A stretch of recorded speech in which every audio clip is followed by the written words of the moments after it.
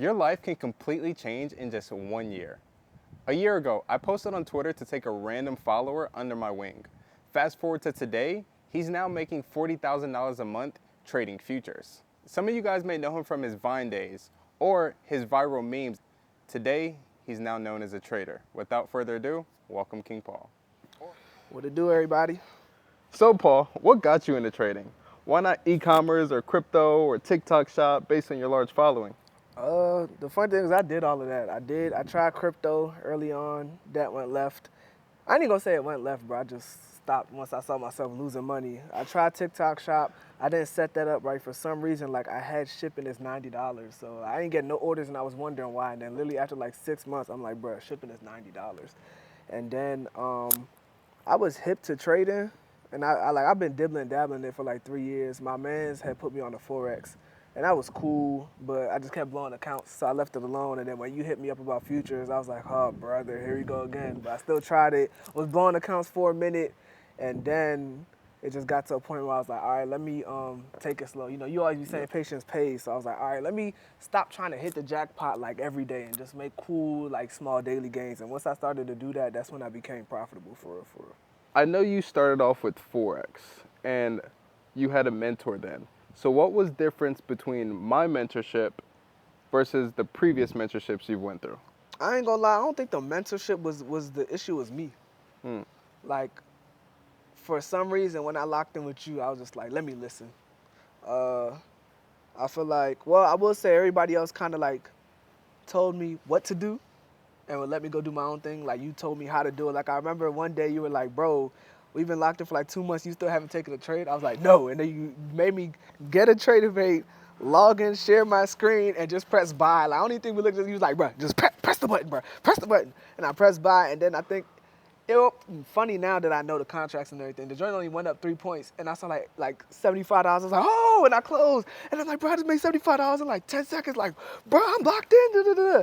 So I say, like, one thing I do appreciate you for is like showing people how to do stuff and then encouraging them to actually go do it themselves. Like, you're very much a don't watch me do it, like you go do it type of person. And I think if it wouldn't have been for that, bro, I wouldn't be trading right now, because it was more so like me watching you do stuff and then take your screenshots and sharing it, like, not to say like it's mine, but sharing it, bragging about what you did, and then like tell all my friends like, bro, y'all need to, my man's just did that. And it's like, okay, what are you doing though? And it's like, well, I mean, I got a funded account, but they ain't touch it yet, but my man's Damien just did this. So yeah, just pushing people to like go get it on their own. And one thing you always said too was like, you know, the end goal is like, I don't want to mentor you forever. Like, I want you to figure this out, and then, you know, if you don't want to go mentor people yourself, still go trade for yourself. Like, you don't need to follow my trades forever unless you want to.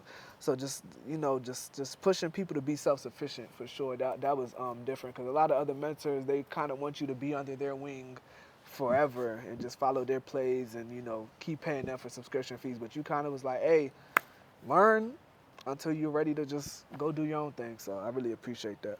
Of course. So then, based on this journey, I guess, what was the most challenging part for you? Mastering myself. Like, I didn't feel like, I don't know, just seeing other traders post about how they're making like 100K a month, 10 bands a day and all that, and me trying to like jump straight over there instead of like having, you know, trusting the process. I was trying to duck the process. So really just having the patience to genuinely learn instead of like doing a whole bunch of trial and error trying to hit the jackpot. I mean, that makes sense, because there's been times that, you know, throughout the journey, I'm guiding you on, you know, what's likely going to play out, especially when you were over leveraging, or, you know, you have a 50K prop firm, but you're using 5 contracts. But, you know, eventually you took the advice and... Yeah, I had to hit my head a couple times till it was just like, all right, bro, clearly this ain't working. You know what I'm saying? Let me take it slow. Slow and steady wins the race. Nah, for sure. The biggest thing is just like, you know, don't try to rush or emulate other people's success. Yeah. And especially with me guiding you as well, it's like, don't get me wrong, I know you want to compete, you want to go band for band or M for M, but it's like, slow down. You just started, slow down. Yeah. But now, you know, my man he's competing. Yeah, I'm there now. If you don't mind, you want to show the audience your past two payouts? Ah, for sure, for sure. I'll send you a screenshot of the bank statements, for sure. All right. We're gonna go ahead and post that somewhere here. If you were to restart a year ago, what would you change? Bruh, I would have just been taking it slow from the jump. Like I think about that all the time, man. Bruh, if I was to look at how many like funded accounts I've blown, bruh, I know it's over 1,000. Cause I took the time to go through my billing history on Apex and Top Step and figure out how much I spent. And within the last year, I spent $56,000 on Wow. evals and activation fees. And it's like, bruh, if I would have just been taking it slow from the jump, like realistically, I probably wouldn't have kept the original accounts, you get what I'm saying? But I wouldn't have had to blown 50 bands, 60 bands to finally get to a point where it's like, all right, let me lock in. So I wish I would have just trusted the process from the beginning and just understood like, hey, this is gonna take time. You said you think you should have slowed things down. Yeah. At what point within this past year did you realize like, hey, let me actually slow it down. Let me stop trying to, get those 40K payouts that you're getting nowadays, but actually just go slow and steady. January of this year, everybody on social media be like, it only takes 6 months to lock in. And we had started around like May of last year. So for that, I was like, okay, I think after June, I'm like, all right, bro, you've been doing this for 2 months. You BSing, like lock in, like make the last 6 months of 2024 count. 6 months wasted blowing accounts. So then once the new year started, it's like new year, new me, a whole bunch of goals. I'm like, I'm not finna be full porting. Like I'm gonna just take it slow. And literally from like January to now, I've gotten a payout every month of 2025. But even then, though, you did get a payout within a month of us first working together. Right. I did, but that was still, bro. I don't even know how I did that. Like I ain't had no strategy.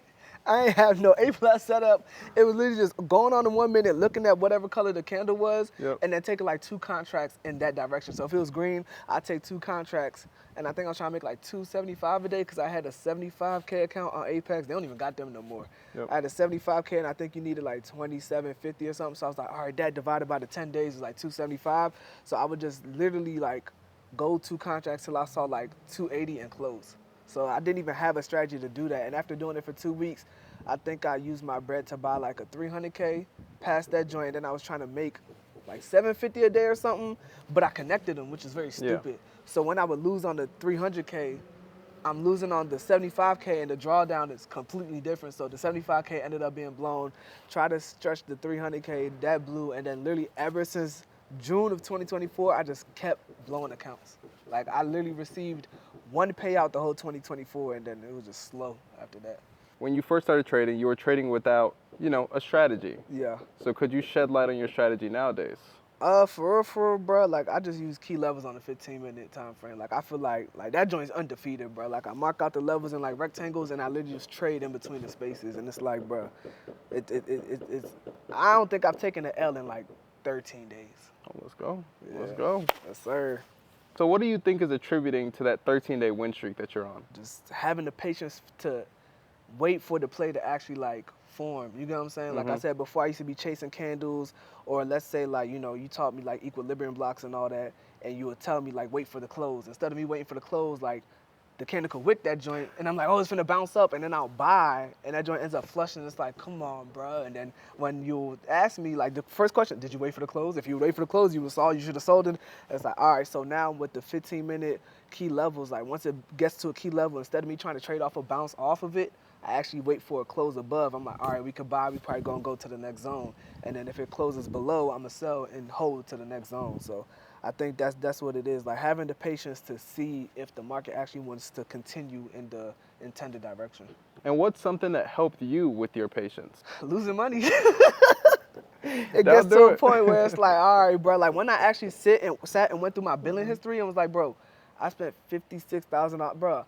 At my previous job, I wasn't even making 56 bands a year, bro. I was making 42,000. So I spent $14,000 more than I made annually. That doesn't make sense. It doesn't. So it's just like, all right, bro, like we need to recoup. You know what I'm saying? I felt like I signed a 360 deal to the prop firms. I'm like, nah, I need to recoup, bro. Like this ain't it. And that's when I really like seeing the consequences of my actions made me be like, all right, I gotta change. Based on your journey through prop firms, because that is what you trade, right? Yeah.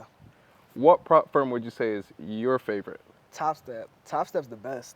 You And know why what I'm would you say Top Step considering Apex has paid you out the most? because Top Step doesn't have a trailing drawdown. That's the thing with Apex. Like you can be up, let's say like me I only be messing with 25K. So let's say you got $1,500 drawdown and they got a trailing stop. So if I get to 1450 in the trade and I let that joint come back to zero, you would think, okay, I'm just at zero. It's like I never traded. No, I just lost 1450. Like that Yep. makes no sense, bro. So Top Step is like whatever your daily balance is, you can't lose from there. You know what I'm saying? So even if on Top Step, let's say you make $3,000 and you close, and then you, for some reason, risk that to try to go for a 2-to-1 to make 6 bands, and you lose your 3K, you're still fine. The system hasn't calculated your loss because you started the day at zero. Yep. Bro, you can't beat that. I mean, at the end of the day, you do got to realize, like, it is a business. Nah, for sure. They're not trying to pay us, so That's true. adhere to the rules. If you really want to, like, if you want longevity in this, just follow the rules, bro. Like, that's literally the only way I've been getting these 20K payouts on Apex is literally just following their rules. Like, okay, y'all got a 30% windfall. I'm not gonna make or lose more than 30% in a day. I've learned to walk away when I lose. Like I give myself 2 trades max a day, and then when I get to like close to that 30, it's just like, all right, buddy, like you know what I'm saying, your plays didn't hit today. Like Yep. just come back tomorrow. And I like the fact is that you bought up the 2 plays a day. Yeah. So why do you only take 2 trades a day? I've seen this movie before. I tell myself that every time, like I lose twice, I'm like, all right, I've seen this movie before. Third time is not always a charm. Over trading, just like after you blow your accounts, you start looking at what you did or how many trades you took, and it's like, why did I do that? Yep. So now, like I think about that before I do it. Now, before it used to be, why did I do it after?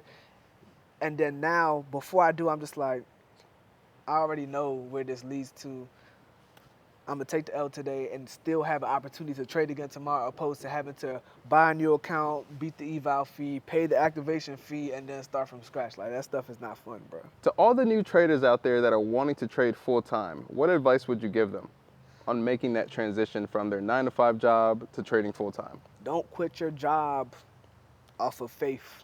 Like, don't do it. Like, make sure you actually know what you're doing and you're already making money trading to the point that you know you can sustain yourself without your job. I like to tell people once you start trading, try to make your daily goal should be whatever you make at work. So it's like, all right, if your job were to let you go or you were to quit, you'll be able to keep making that same amount of income. So that's one. 2, genuinely learn like the ins and outs of whatever you want to trade, whether it's futures, forex, crypto, stock options. Like, learn the math, learn the pips or lot size or contracts and all that. Like, actually learn it and understand what you're doing instead of just pressing buttons and watching money go up or go down on your screen. Find a strategy and just stick to it. There's a million of them out there. Backtest a couple, whichever one you see is making you more profitable or just makes the most sense to you. Just stick with that joint and literally like try it every day. You're not gonna be undefeated. You will lose, but as long as you understand the strategy and you see that the strategy is making you like you're winning more than you lose with that strategy, stick with it. Just take it slow, man. Like focus on longevity. Like don't just try to like keep hitting them jackpot plays to get a big payout. Like you want to be in this joint for a long time, not a short time, and just have a man. I used to. You don't want to be a used to with trading. Like you want to be able to be like, I'm doing this to this day. So just think about longevity in mind. Save more than you spend when you do get the payouts. Set bread aside for taxes and just run it up. I just remembered. Go for it. Paper trade. Before you go spend bread and blow your real money, paper trade first. I know it's boring. I know it's not real money. You're going to be thinking like, dang, I just made $1,000. If this is my real money, just paper trade to practice. It's better for you to lose monopoly money than to lose your actual money. Like you don't got to go through financial pain like I did until it finally clicks. Paper trade. I like that. And you brought up back testing. Personally, I think back testing is a waste of time. I would say almost suggest paper trading to learn from the real markets. But how did back testing for you specifically attribute to your success nowadays? For me, back testing was just to be able to see like the equilibrium blocks, right? Back testing helped me see them.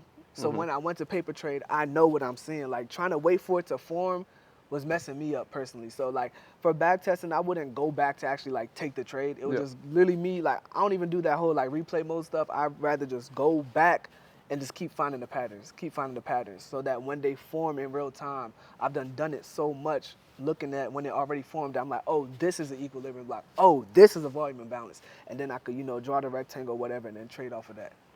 I like that you said that because a lot of traders will feel like, hey, I know this concept, but they don't put in the time. Yeah, facts. And the fact is, if you don't ever put in the time into being able to spot these point of interest, whether it's an equilibrium block or a fair value gap, you will never actually understand it once it actually comes in real time. Yeah. So my question for you is, how long did it take for you to finally comprehend a fair value gap or equilibrium block? But I really think everything didn't click for me until like January this year, like, because I didn't practice. When you would draw it, it made sense. When you explained it, it made sense because you're showing it to me and telling me what it is. And then when it's like I'm on my own and I'm trying to find out my own, my mind goes blank. But everybody wants to like just jump straight into making bread, and you literally will make bread by understanding what you need to see to make bread. Practice is key for sure. To anybody considering trading, what would you suggest to them? Get ready for your mind to be cooked. Get ready for painful nights, a lot of bloodshot eyes, and the roller coaster. It's a journey, but like once it clicks, bro, like there's no turning back. Like the day where you just wake up like, yo, this makes sense. Yep. There's no turning back from that. Like for me, it was something cool to do. And then I realized I lost a lot of bread, so I was like, nah, I need to get this bread back. If I just break even, I'm cool, I'ma quit.